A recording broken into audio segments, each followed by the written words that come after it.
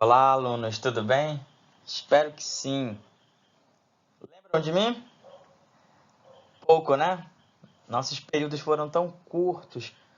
Vocês agora chegam ao nono ano e nós nos conhecemos 2 anos atrás, lá no finalzinho do ano, quando eu assumi as turmas todas para cobrir aquela lacuna. E aí nós tivemos o quê? 2 meses de aula, vocês no sétimo ano. Aí passamos para 2020, agora vai.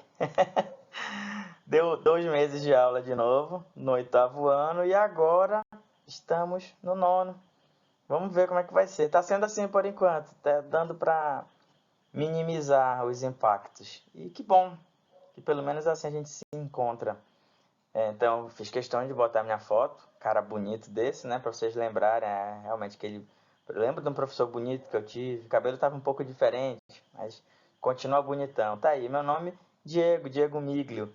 E quem nos acompanha em todas as aulas, vocês já perceberam, é o nosso parceiro Calvin, sempre aborrecido, impressionante, mas fazer o quê? Existe aluno assim também. Espero que não seja o caso de vocês. O tema do nosso terceiro período das aulas de português é Constituição Federal. O que é isso? Bem, sempre é a primeira pergunta a ser respondida em qualquer disciplina, seja o assunto que estiver sendo abordado. Então vamos lá. O que é a Constituição Federal Brasileira? Resposta curta, objetiva ou curta e grossa. É a legislação máxima vigente no Brasil. Tá, professor, eu entendi como a frase se estrutura. É a legislação máxima vigente no Brasil, ponto. Mas daí, de verdade, eu entendi só máxima e Brasil. Eu não sei o que é legislação, não sei o que é vigente. Legislação é o conjunto de leis. E vigente é algo que está em vigor, algo que está sendo aplicado e que não pode ser diferente disso. Qualquer descumprimento incorre em infração. Então, quando nós não cumprimos a legislação, não deixamos de cumprir alguma lei, somos infratores e estamos incorrendo em crime, às vezes passível de multa, outras vezes passível de detenção e algumas outras sanções. Vamos entender melhor o que é legislação, o que é lei e o que é Constituição. Então já temos a primeira resposta. A Constituição Federal Brasileira é a legislação máxima vigente no Brasil. Aí a foto do livrinho, assim que nós encontramos na internet, ou se formos a uma... como é que me fugiu o nome aqui? Casa Legislativa, seja Câmara Municipal de Benevides, de qualquer outro município, seja a Assembleia Legislativa do Estado do Pará, que é onde ficam os deputados, ou na Casa Civil, que é onde fica o governador. Isso estou falando de Pará, né? Do Estado do Pará. Ou se nós formos a Brasília, que é onde funciona o Palácio do Planalto, também, para conversar com o presidente, também tem, ou senadores, deputados federais. É tanta coisa, né? Vai falando, quando vê, vai amontoando. Nós vamos ter acesso à Constituição Federal neste modelo que está na foto. Bem, a opção que eu tive para não ficar enchendo muita linguiça foi pegar o conteúdo como aparece no material de vocês, impresso, que vocês receberam ou impresso ou via WhatsApp, e ler e comentar alguns trechos, ou melhor, todos os trechos. Material curto, não vai ser cansativa nem demorada a nossa aula. A Constituição de 1988 é a atual Carta Magna do Brasil, que serve de parâmetro para as demais legislações vigentes no país. Aprovada pela Assembleia Nacional Constituinte, foi promulgada no dia 5 de outubro de 1988, durante o governo do presidente José Sarney. Não sei se vocês conseguem perceber, mas nós temos um negrito aí. Como professor negrito? Como a letra é branca no fundo preto, vamos mudar o nome, virou branquito. Esqueci, foi um erro meu. Poderia ter parar agora aqui a explicação, marcar para poder ficar mais bonitinho. Mas vamos seguir aqui, a gente está entendendo, né? Essa aqui é um erro leve. Está destacado aí, nós temos as palavras, vou ler só as palavras destacadas, que seriam negrito, viraram branquito. Constituição de 1988, Carta Magna do Brasil. Vamos lá. Constituição, nós já sabemos que é uma legislação, no nosso caso, é o conjunto que rege todas as leis do nosso país. Todas têm que estar de acordo com esta Constituição. É a nossa Carta Magna. O que é uma Carta Magna? Magna, a palavra magna vem do latim magnus. Magnus, a tradução direta é grande. E quando nós tratamos de carta magna, não seria a carta grande, seria a carta excelente, ou seja, a maior de todas. Por isso é a nossa Constituição, sinônimo dela, Carta Magna. Vai servir de parâmetro. O que é parâmetro? É um modelo. Parâmetros são modelos para todas as outras legislações. Então, a legislação estadual do Acre, a legislação estadual do Mato Grosso do Sul, enfim, de todos os 26 estados e mais o Distrito Federal, que são as 27 unidades federativas da nossa nação, são pautadas a partir da legislação máxima, a Carta Magna, a Constituição do nosso país. Então, digamos que deixa eu pegar um município grande aqui no Pará, Santarém. Santarém já teve já ocorreu um plebiscito lá para tentar desmembrar o município e criar um menor chamado Mojuí dos Campos, que é um distrito do município de Santarém. Não vingou, ainda bem. Esse daí era aí uma outra. Quem pode tratar disso melhor é o professor de história. E aí, tá bom, vingou. Vai ser criado o município de Mojuí dos Campos, então tem que ser criada uma legislação municipal, que nós chamamos de lei orgânica. Então, a lei orgânica municipal do município de Mojuí dos Campos trata da questão da exclusão de pessoas que não... Eu estou pensando aqui, vocês perceberam as pausas que eu estou fazendo, porque eu estou pensando no que falar. Eu não programei previamente isso. Então, lá está previsto na lei do município que eu posso discriminar pessoas que não sejam nascidas lá. Aí eu digo, mas e aí como é que vai ser? O município está sendo criado agora, como é que essa lei vai ter validade?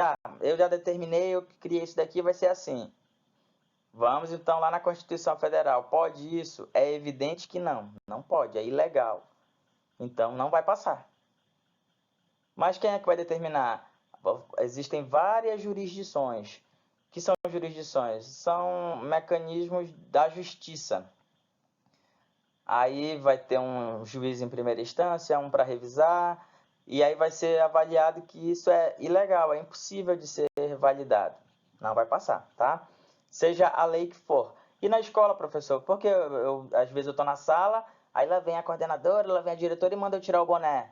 Porque está na legislação, essa legislação geral, a Constituição Nacional, que delega a cada estado, a cada município, o direito de dizer quais atribuições cada órgão constituinte seu vai poder atribuir. Quais atribuições atribuir não ficou legal, né? Quais atribuições vão poder ser determinadas, o que é legal e o que é ilegal. Se tiver validado se não tiver nenhum impedimento na Constituição, vai passar. Então quer dizer que lá na Constituição diz que eu não posso usar boné. Não, diz que a escola, o município, a escola, seja da esfera municipal, estadual, até mesmo da rede privada, é que vai determinar. Então, se lá naquela unidade escolar é dito que não pode usar boné, que tem que usar uniforme, assim tem que ser. Entenderam? Por exemplo, na nossa escola, a gente deixa o aluno entrar de sandália às vezes. Meu tênis está molhado, não sei o quê. Aí a coordenadora dá aquela puxada de orelha, mas acaba deixando passar, né? Assim? Então, existem também os acordos que são possíveis. Nós não vivemos em uma ditadura. Então, é uma república, é uma democracia. Então, dá para fazer alguns acordos. Deixa eu comentar um ponto aqui, ainda nesse primeiro bloco. A nossa Constituição, a nossa Carta Magna é inspirada na Carta Magna de Weimar, que é um município, uma colônia, na verdade. Colônia seria um estado. É uma cidade, é tanta coisa, é tanto conceito que está entrando aqui de história que eu estou ficando louco, querendo dar aula de história já. Weimar é uma colônia lá da Alemanha, do país Alemanha. Na época não estava tão definido assim como país, estava sendo constituído, vários reinados se juntaram, e aí a primeira Carta Magna, melhor, a primeira não, mas a Carta Magna que influenciou principalmente a nossa, outras também, foi essa de Weimar, que foi promulgada, foi editada, foi posta em exercício no ano de 1919, pouco mais de 100 anos atrás. E lá tratava das garantias individuais, então acesso à educação, às condições de trabalho, às liberdades de expressão e algumas outras. Várias outras, na verdade, né? Porque é uma Constituição, então tem que determinar sobre tudo, absolutamente tudo. A nossa foi aprovada pela Assembleia Nacional Constituinte no dia 5 de outubro, foi aprovada e foi promulgada, teve validade legal a partir do dia 5 de outubro de 1988, durante o governo do presidente José Sarney, ou seja, precisamente há 32 anos foi sancionada, foi promulgada esta lei. No final do ano, em outubro, né? É final do ano, outubro já é final do ano. Vai completar 33 anos a nossa Constituição, a nossa lei máxima.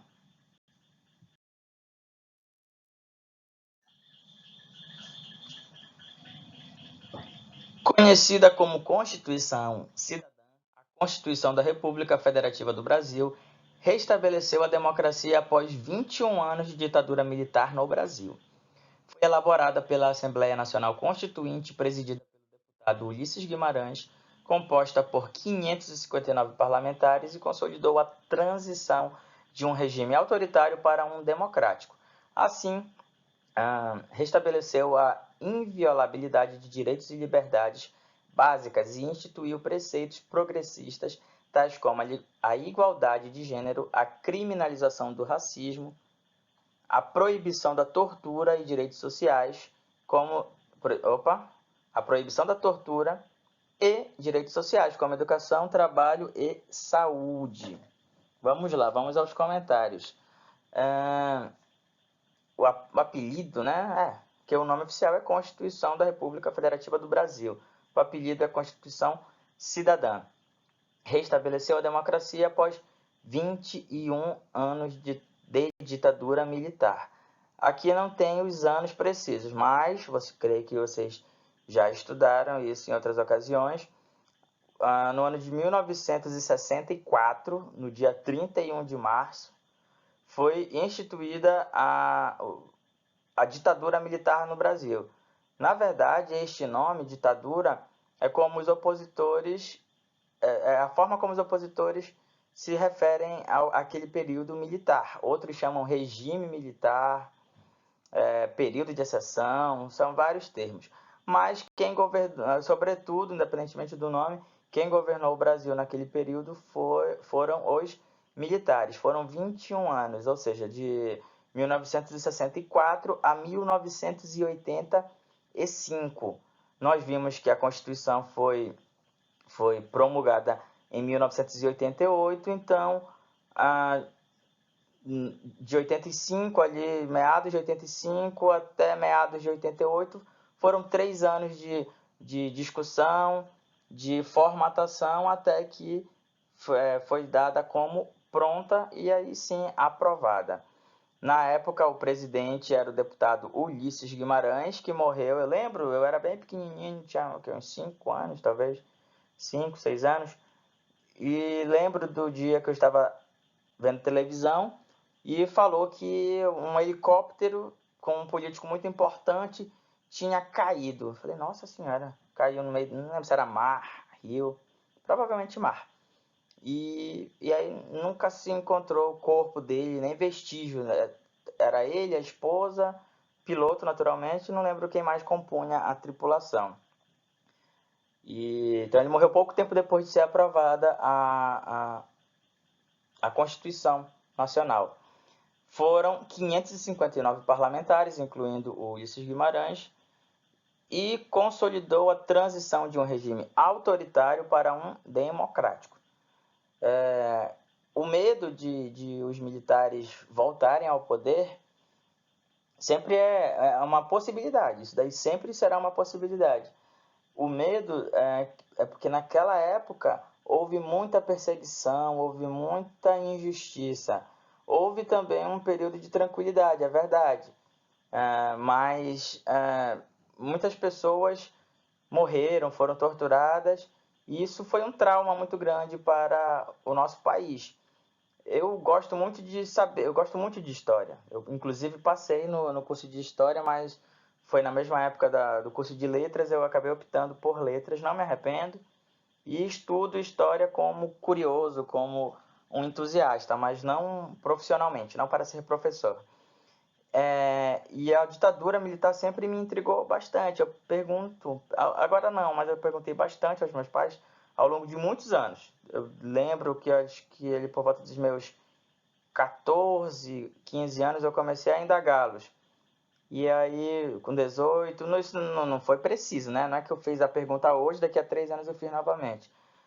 Mas eu, com 15, com 18, com 20, e eu lembro que até os meus 30, talvez, 32, eu perguntava muito sobre isso. E ele dizia, meu filho, eu não tenho que acrescentar, para nós foi tranquilo, nós morávamos aqui, nós não víamos isso, nós ouvíamos falar que tinha muita agitação, mas isso era mais ali para o Rio de Janeiro, São Paulo, aqui no Pará não tinha tanto. Teve lá a história do Araguaia, mas também foi um negócio que não tinha tanta importância assim. E aí, por conta dessa curiosidade, estudei mais, estudo ainda, e descobri que realmente não foi tanta coisa. Não estou defendendo, que fique claro aqui, ainda mais que isso é uma aula gravada, várias pessoas podem ter acesso a ela e alguém pode deturpar. Mas aquele período foi de perseguição para quem ia de frente batia de frente com o governo. Não estou dizendo que se eu estivesse lá eu aceitaria tudo. Não estou dizendo também que eu bateria de frente. Não sei, realmente não sei como seria. Isso daí é uma situação muito inusitada, não dá para fazer suposições, conjecturas. Eu acho que faria isso. Não sei, realmente não sei. Em todo caso, os perseguidos foram aqueles que confrontaram o governo de alguma maneira, estando certos ou errados, foram perseguidos porque confrontaram, entraram em atrito. E aí, esse foi o período de transição para o regime democrático. Como eu nasci no ano de 1985, exatamente no ano em que tudo isso acabou, eu cresci já sob um período democrático.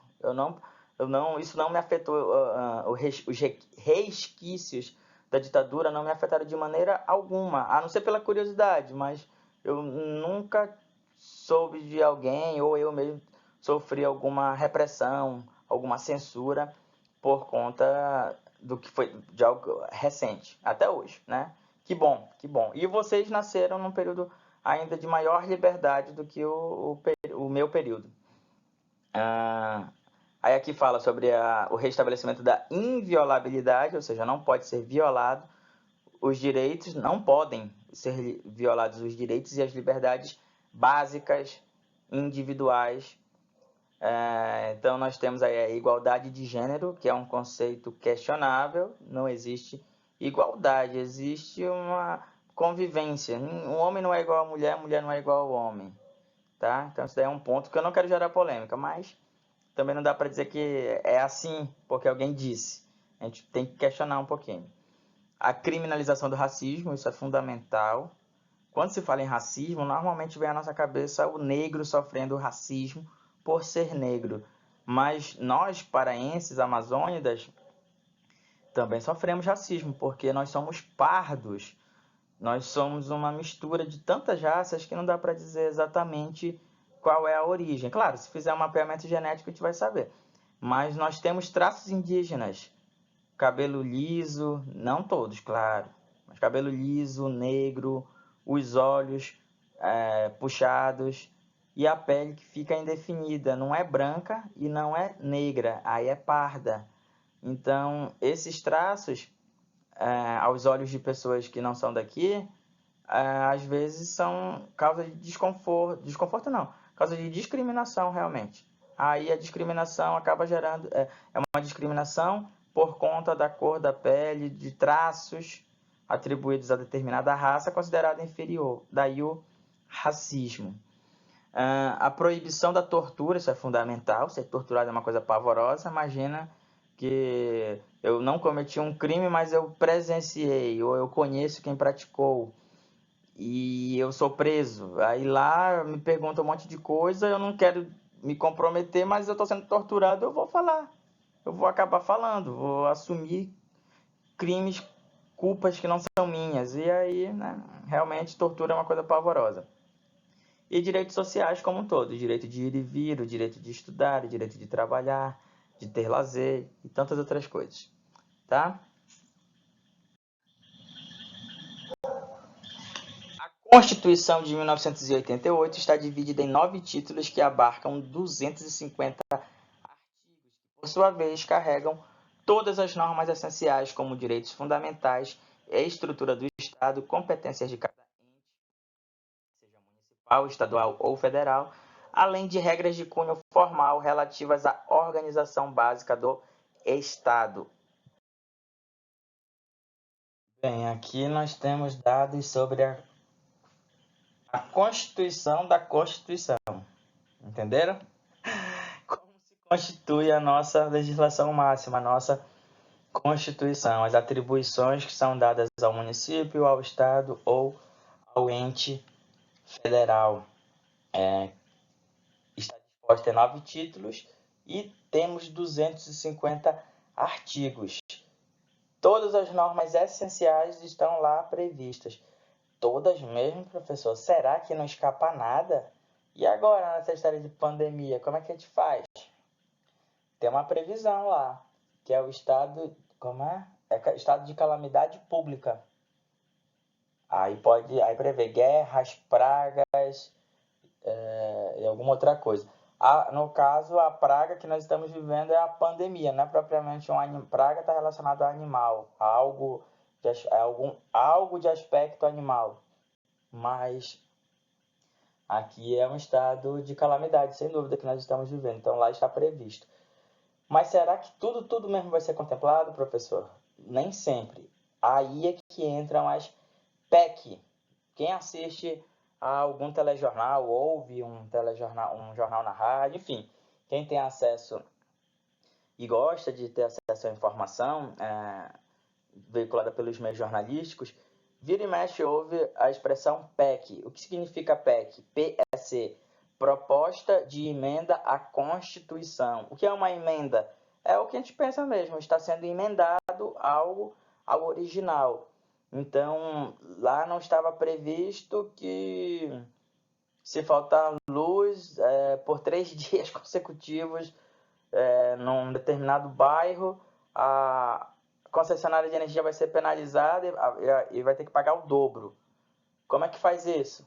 Cria-se uma lei, que é uma proposta de emenda à Constituição, é apresentada no plenário da Câmara, é julgado, se for aprovado, vai para o Senado, se o Senado aprovar, encaminha para, no caso dos deputados, né? Deputados federais, aí encaminha para o presidente, que vai sancionar é fazer valer, é acordar, é aceitar, ou vetar. Vetar é negar. Aí fica aquele jogo que é clássico da política, do vai e vem. O que for mais conveniente para os políticos, infelizmente, esta é a grande realidade, passa ou não. Então não é à toa que as nossas escolas públicas são tão sucateadas. Procura aí o filho de um deputado federal que estude numa escola estadual.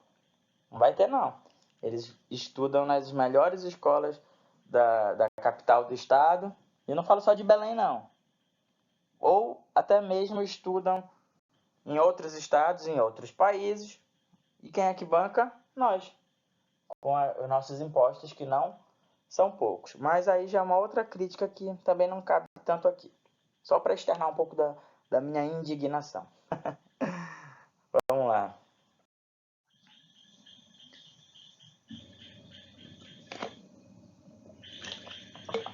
O documento é formal, escrito com um sistema ordenado de regras, analítico e rígido, cumprindo o papel preponderante no ordenamento jurídico brasileiro. A Constituição Federal só pode ser alterada com a aprovação de emendas constitucionais que servem para alterar ou modificar o texto e interpretação de alguma parte da Constituição. Aqui o segundo trecho é exatamente o que eu falei há pouco. E o primeiro trecho fala da estrutura formal que é necessária.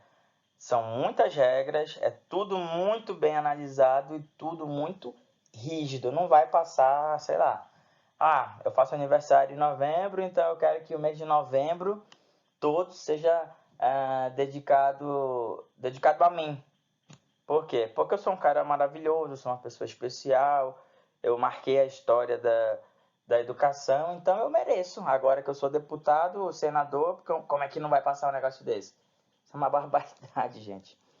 Não tem condições. Então vai ser analisado, tem um ordenamento de regras, é algo muito rígido e vai ser dito, não, esse cara tá doido, ele que monte o planeta dele e lá ele vai ser o imperador, mas aqui não, esse negócio não vai passar.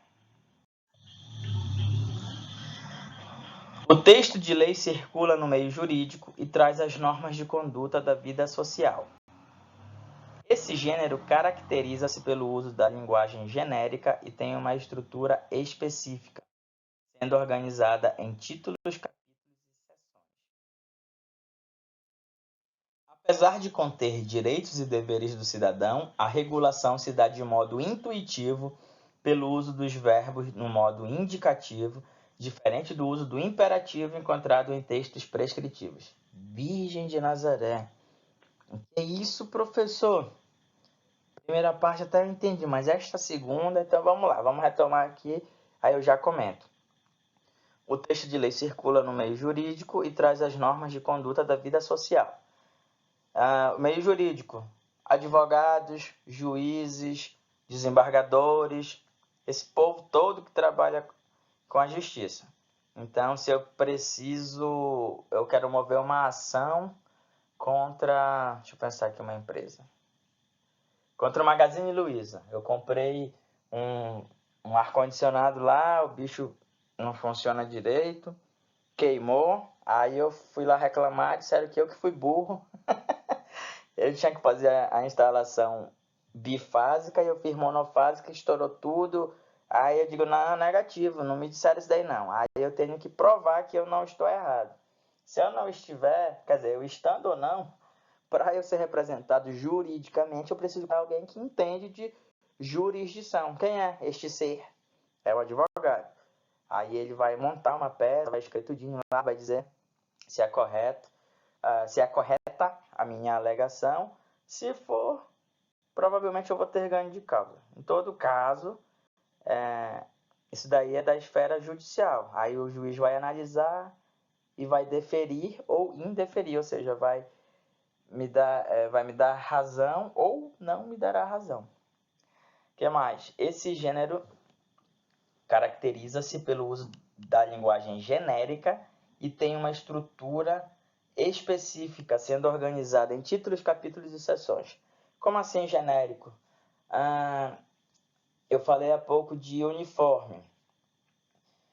Aí lá diz que a unidade escolar tem atribuição para definir o meio de ingresso e a vestimenta adequada neste ambiente.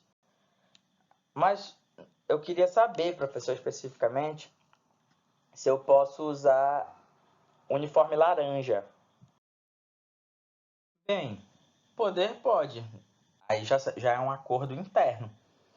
Primeiro eu tento convencer os meus colegas de sala, depois eu apresento a proposta para todas as turmas da escola E aí eu falo com a direção, com a coordenação, a gente vê como é que articula isso. Mas tem proibição? Não. A linguagem é genérica porque vai de ponta a ponta do Brasil, seja na esfera municipal, estadual, federal e até mesmo no ambiente privado, das escolas particulares.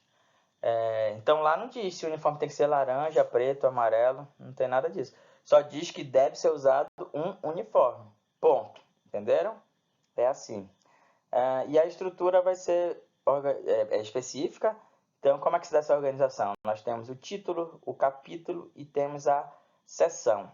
Continuando, apesar de conter direitos e deveres do cidadão, a regulação... Aqui é que deu uma complicada, né? Vamos lá. A regulação é a regra, se dá de modo intuitivo, pelo uso dos verbos no modo indicativo. Vamos parar aqui. Modo intuitivo, intuitivo vem de intuição.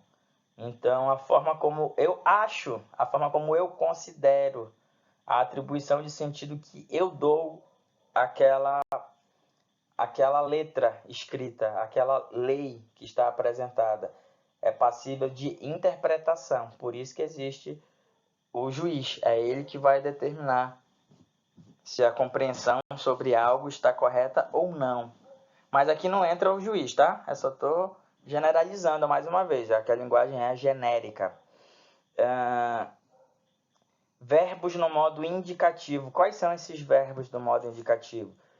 Eu sempre falo isso nas primeiras aulas e às vezes ao longo de todas, porque às vezes é necessário retomar. O indicativo é o do tempo presente, do tempo passado, do tempo futuro, mas dá uma indicação. Eu estou aqui, eu estarei aqui, eu estive aqui. Verbos no modo indicativo. Diferente do uso do imperativo encontrado em textos prescritivos. Primeiro, imperativo, verbo de ordem, de determinação. Texto prescritivo, texto que prescreve algo, que determina como deve ser feito. Então, se eu pego uma bula de remédio, lá diz: tomar medicação a cada 8 horas. É uma indicação, é uma orientação, é quase uma determinação. Já se eu quiser que aquele medicamento surta efeito. Ou então uma receita culinária.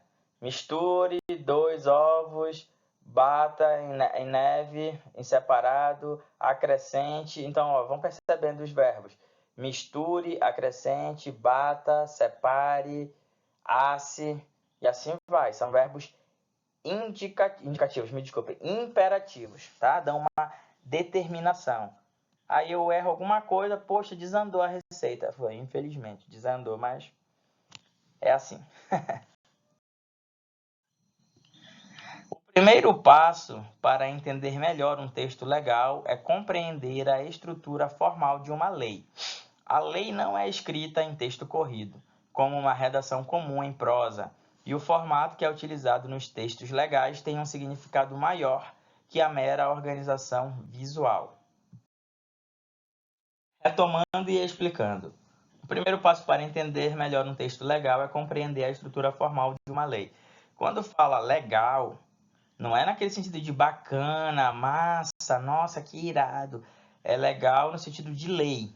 É legal porque está dentro da lei, dentro da legislação. Analisando o radical, L é legal, lei. Aí se a gente tirar aqui de legal e chegar à legislação, legalização, aí o radical chegou até o G, mas em todo caso é o radical de base comum às palavras, tá bom? Esse legal vem de legislação. E toda legislação tem uma estrutura formal, não dá para ser diferente. Senão fica, como diz a minha avó, anarquizado, esculhambado. A lei não é escrita em texto corrido. O exemplo, uma redação comum em prosa. Eu evito, mas é clássica, não dá para negar. volta às aulas. Aí o professor pergunta, como foram as férias? Aí lá vai o menino dizer, fiquei dentro de casa, joguei Free Fire, fiquei vendo, como é o que tá na moda agora? Que é a cara de vocês isso, vocês que são jovenzinhos, é o TikTok.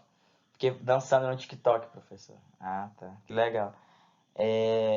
Então não tem essa estrutura de um texto comum, uma redação em prosa. E o formato que é utilizado nos textos legais tem um significado maior que a mera organização visual. Aqui é um contraponto total ao poema. O poema, além do significado pretendido pelo poeta, pelo eu poético, eu lírico, na escolha das palavras, tem também a disposição das palavras na folha, no espaço. Então é uma organização visual. Tem um poema, como é o nome do homem? Eu vou dar o exemplo e estou passando vergonha aqui. Poema do Age, o nome dele é Age, A-G-E, Age de Carvalho. É um poeta paraense e arquiteto também, que teve uma produção aqui no Pará nos anos 1980, começo dos anos 90, e depois se mudou para a Alemanha. Sei que é na Europa que ele mora, ou morava pelo menos.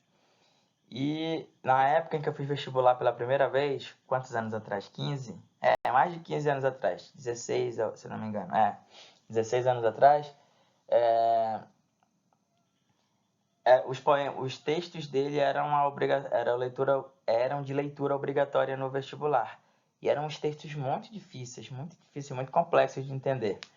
Aí passei no vestibular, entrei na universidade, aí lá um professor comentando sobre as leituras citou o Age de Carvalho e mostrou para nós, olha aqui o poema dele. Aí desenhou uma folha de papel no quadro magnético, e no centro da folha escreveu a única palavra do poema, que é nada.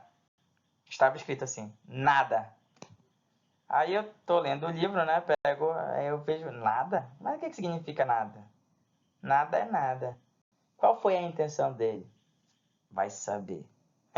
Mas é uma proposta, uma proposição artística do poeta, tá? E aí tem a questão da organização visual. É uma única palavra centralizada na folha, uma única palavra. E o que essa palavra descreve? Nada. Mas o que é o nada? Não sei, mas a palavra escrita lá é nada. Perceberam? A gente fica andando em círculos para tentar entender qual seria a intenção do eu poético. Eu não sei. Eu honestamente não sei. O conteúdo está organizado de forma temática em títulos, capítulos e sessões, seguidos de números romanos. Primeiro, segundo, terceiro, quarto, etc. No caso, vamos seguir aqui. Primeiro, segundo, terceiro, quarto, quinto, sexto, sétimo, oitavo, nono e décimo. Décimo, número ordinal, os números ordinais, de 1 a 10. Quando chegar no 11, eu não vou dizer 11º, eu vou dizer 11, 12 e assim até o numeral necessário. Um exemplo prático. Independentemente, eu sou católico, independentemente de vocês serem ou não católicos, todos já ouviram falar dos papas da igreja. Nós tivemos, por muitos anos, não chegou a 20, mas foram muitos anos, 16 talvez, na igreja católica, o papa não é da época de vocês nasceram já agora nos anos 2000. Tivemos o papa João Paulo II. Aí depois dele veio o papa, aí ele morreu, né? Veio o papa Bento XVI. Todos esses nomes são escritos, os numerais no caso, são escritos com algarismos romanos. Percebam, como o segundo está entre os 10 primeiros, é o número ordinal. O 16, que já passou dessa primeira numeração, não é mais ordinal, é cardinal. Então, segundo e 16. 2 papas, mas cada um com uma atribuição numérica diferente, tá bom? Isso daí vale para tudo. Então, pegou livro de português, aí tá lá, tudo é um algarismo romano. Capítulo 1º, eu não vou dizer capítulo 1, capítulo 1º, capítulo 2º, 10º. Chegou no 11, vai até 99, professor, então vai estar lá. Como é 99 algarismo romano? Quem é que lembra? Vou dar 2 segundos para vocês pensarem aí. Tempo que eu bebo água.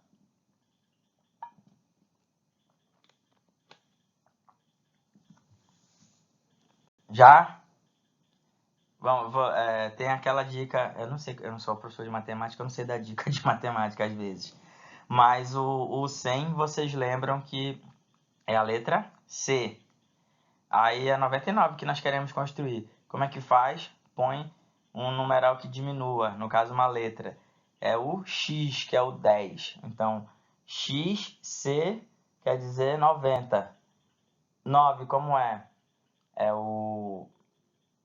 a mesma regra. Já que o 10, o X vai de 10, então eu ponho antes do X o I. Aí vai ficar... eu não estou escrevendo aqui, eu estou riscando a parede com o meu dedo. Então é X, C,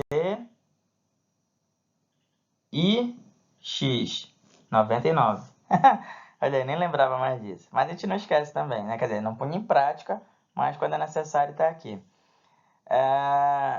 Isso nem sempre acontece apenas no caso de leis mais complexas e robustas, nossa, que termo, né?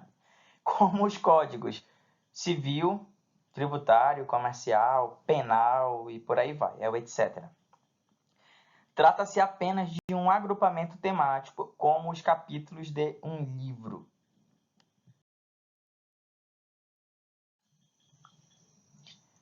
Título é um agrupamento mais amplo que se divide em capítulos, que por sua vez são divididos em seções. Cada um deles tem uma denominação específica que indicará a matéria de que trata. Por exemplo, o título 1º da Constituição trata dos princípios fundamentais. Tá bom? Aqui não tem muito o que comentar.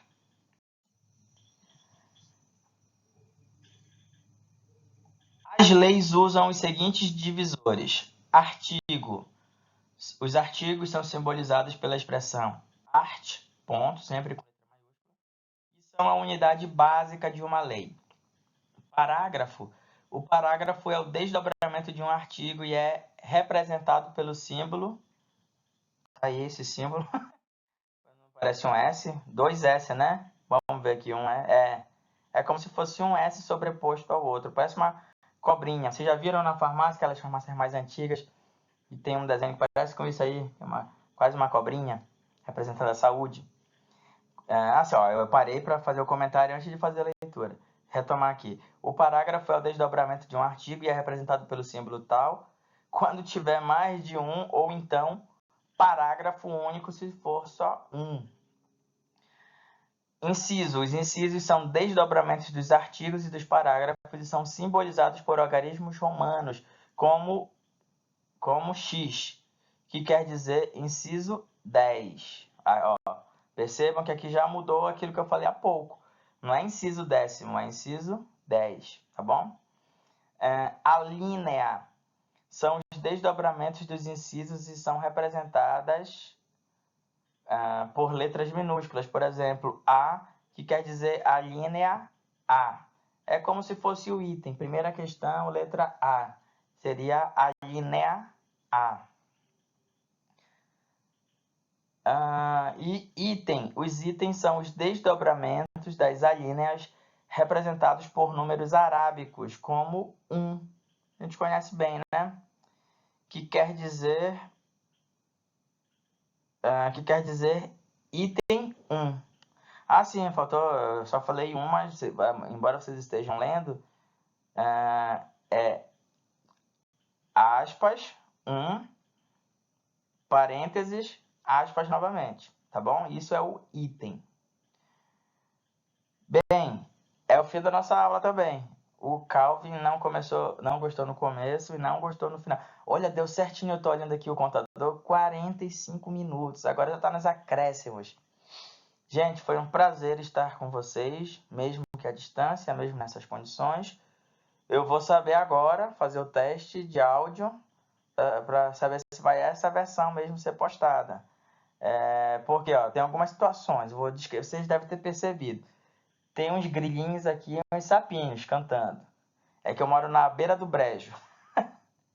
É sério, eu moro aqui pertinho de Igarapé. Tem uma mata aqui, é um lugar bem bonito. Um dia vocês virão aqui. Quem sabe, né? A gente faz a festa de confraternização.